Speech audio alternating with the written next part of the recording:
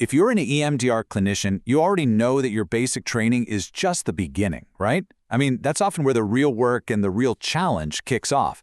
So today, we're going to talk about a set of resources that was literally built to bridge that gap, the EMDR Essentials Pack. So you did it. You finished your EMDR basic training, which is a huge deal. But then, it's Monday morning, you've got a client in the chair, and that big question hits you. Okay, what now? How do you actually take all that amazing, dense information and make it flow smoothly in a real session? And look, if you've ever felt that way, you are so not alone. It's a super common feeling that the theory you learned in training feels like it's a million miles away from the real, live, unpredictable person sitting in front of you. This quote just nails it. It's like you're standing on one side of a huge canyon, and you've got to figure out how to get to the other side. We can call this phase effortful application. You know what I'm talking about. It's that intense feeling of trying to track all 8 phases in your head, scrambling to remember the exact phrasing of a script, figuring out the right interweave to use, all while trying to stay completely present with your client. It's a massive cognitive load, but it's also a totally normal and necessary part of becoming a fluent EMDR therapist. This slide really just lays it all out, doesn't it? Your training manuals, they're incredible for learning the why. They're supposed to be dense and theoretical. But when you're in the middle of a processing session, you don't need a textbook. You need something you can glance at, something practical. You need a tool, not a whole library. So this brings us to a really critical question. Why does having the right kind of tool matter so much? Well, it really all comes down to 2 things that every single one of us is aiming for: fidelity to the model, and, let's be honest, our own confidence. First up, let's just quickly define protocol fidelity. All this means is, how closely are you delivering EMDR the way it was designed and researched? It's not about being a robot and just reading from a script, not at all. It's about sticking to that core structure that we know gets results. And maintaining that fidelity is absolutely essential for ethical and effective therapy. And when you have good tools, it creates this incredible ripple effect. They help you stick to the protocol, which in turn means your clients are better prepared and safer throughout the process. But for you, the clinician, they boost your confidence, and this is huge. They lower that crazy cognitive load in the session. That frees you up to focus on the most important thing in the room, your client. Okay, so this is where the EMDR Essentials Pack enters the picture. It was put together by an EMDR-approved training organization specifically to be that practical bridge we've been talking about, the one that connects the world of training to the reality of your practice. So what's actually in this thing? Well, it's organized exactly the way you work. It's built around your clinical workflow, with tools for everything you need before, during, and even between your EMDR sessions. Let's take a quick look inside.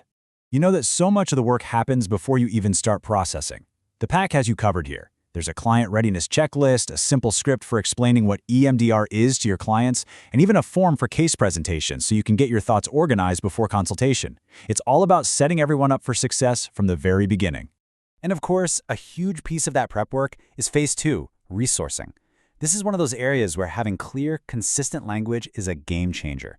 So the pack gives you these really solid, structured scripts for core exercises like the calm place and the container, giving you a reliable foundation to help your clients feel stable and safe.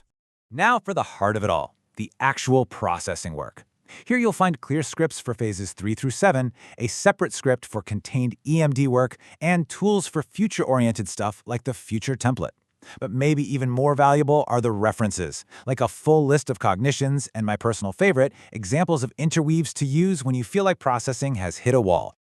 And the work isn't over when the client leaves, right? The pack also has tools for Phase 8 reevaluation, so you can track progress over time. Plus, it includes a really helpful resource guide for when you're working with more complex cases, like CPTSD and dissociation. Okay, theory is great, but how do clinicians actually use this stuff day to day? The whole point is that it's not some other complicated system you have to learn. It's all about integrating simple, flexible supports into the work you're already doing. And that flexibility is built right in. Maybe you're a digital person. You can just keep it open on a tablet during your session.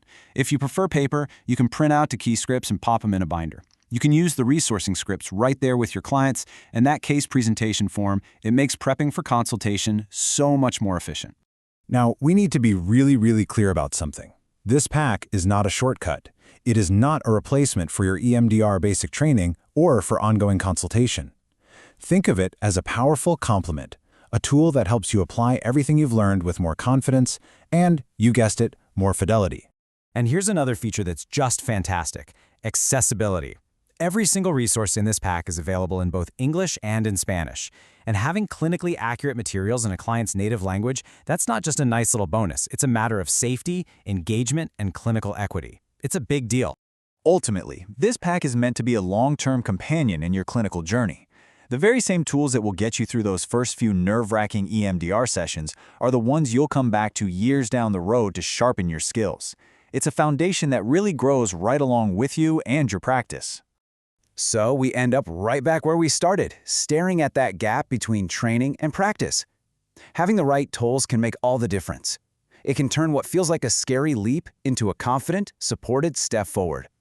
So the only question left is, are you ready to bridge that gap in your own practice?